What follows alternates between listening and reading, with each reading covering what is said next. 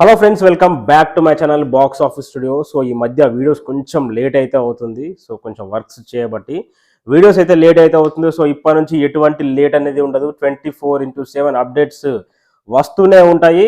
So Salaar movie ఓటీటీకి అయితే వచ్చేసింది. మీరు ఎన్నిసార్లు చూసారనేది నాకు ఒకసారి కమెంట్ సెక్షన్లో అయితే చెప్పేయండి. సో నేనైతే ప్రతిరోజు చూస్తూనే ఉన్నాను. ఎందుకంటే సలార్ అంతే, అది నాకు చూసిన ప్రతి ఒక్కసారి ఒక పాయింట్ అయితే నాకు మైండ్లో వెలుగుతూనే ఉంది.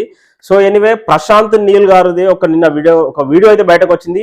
ఈ శౌర్యాంగ పరువులు ఒక విన్యాసం అయితే చేస్తారు కదా, కత్తి పట్టుకొని ఇలా అది ఇది. సో దాని గురించి ఒక వీడియో అయితే వచ్చేసింది. ఒకసారి అయితే చూద్దాము. సో టీం వాళ్ళు కానీ ప్రశాంత్ నీల్ కానీ అసలు ఎంతగానో కష్టపడ్డారు అనేది ఒక వీడియో అయితే డిస్ప్లే చేస్తాను. ఒకసారి అయితే చూడసేయండి. ఓకే, వీడియో పెడుతున్నా, చూసాను.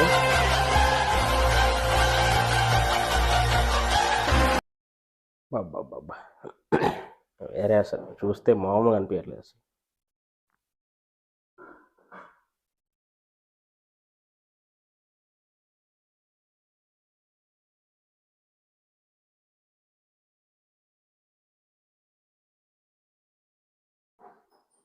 Next level practice.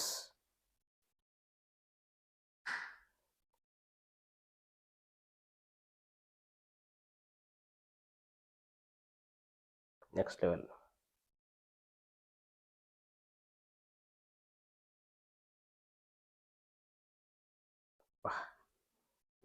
ఏం నింపుతున్నారా ఆ కత్తిని.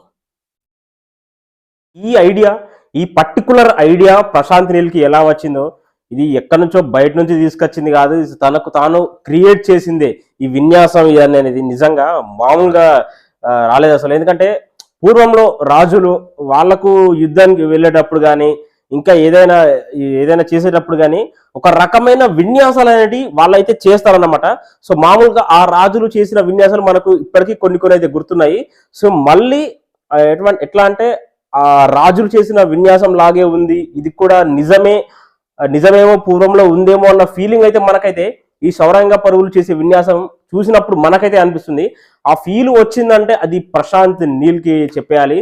అసలు మామూలుగా ఆలోచించలేదు, హ్యాట్స్ ఆఫ్ కొట్టాలి. ఇది చూసిన వెంటనే అసలు అబ్బా, ఎంత టీం వాళ్ళు ఎంత కష్టపడ్డారు అసలు దీనికోసం అనిపించింది. నిజంగా హ్యాట్స్ ఆఫ్. నాకైతే మామూలుగా అనిపించలేదు, పిచ్చిగా నచ్చేసింది. ఇక ప్రభాస్ అన్న అసలు ఆ బాడీ, అసలు బ్యాక్ నుంచి వెనకాల ఫైర్, ఆ బాడీ, ఆ విన్యాసం చేస్తే అసలు రోమాలు నిక్క ఒడుచుకున్నాయి. అయ్యా, దండం పెట్టేయాలి ప్రశాంత్ నీల్. Hats off. ఇంకా సలార్ మూవీ ఎన్నిసార్లు చూసారు మీరు? నిజం చెప్పండి, కామెంట్ సెక్షన్లో చెప్పండి.